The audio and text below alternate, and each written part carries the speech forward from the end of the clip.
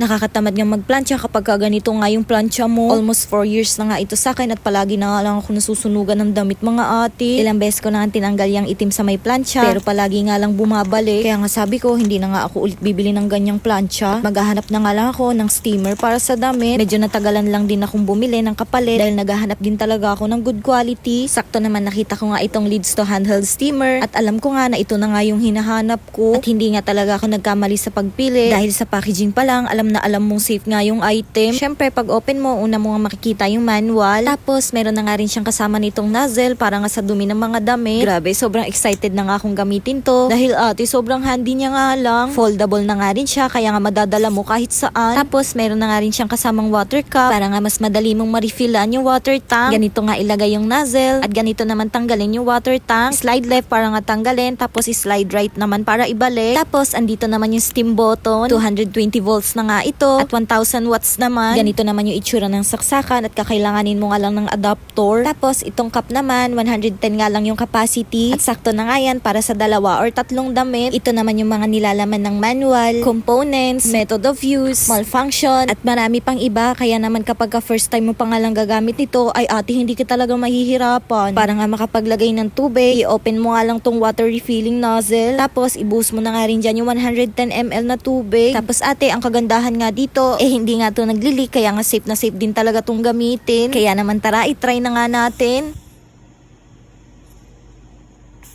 Grabe, sobrang lakas ito mag-steam. Kaya naman siguradong madali ka nga lang makakapag-plancha dito. O diba, kita nyo yung difference sa planchado tsaka sa hindi pa planchado. Tapos, ang perfect nga talaga nito sa akin dahil wala nga akong kabayo. At sa upuan lang talaga ako namamalansya. O ngayon ate, kahit san-san ka magsabit dyan, makakapag-plancha ka. Grabe, kahit nga dito sa palda, ang dali nga lang tumuwid. Kaya naman sa mga laging nalilate dyan, perfect to sa inyo. Ay ate, konting hagod lang, tuwid na kagad yung damit mo. Pati nga itong uniform ng Papa J na hindi niya nga magamit dahil kahit anong plancha mo nga bumabalik nga yung gusot, heto nga't mukhang magagamit niya na din. Sa lakas ba namang mag-steam nito? Ewan ko na nga lang talaga kung hindi pa tutumuwid. O diba ang perfect? Hindi na talaga aalis ng lukot-lukot nga yung damit. Kaya naman sa mga nahihirapan din dyan magplancha ng mga uniform ng asawa, ito na nga yung para sa inyo. Madadala nyo pa kahit saan. O kung gusto mo rin ito, lalagay ko na lang yung link dyan sa comment section or sa yellow basket.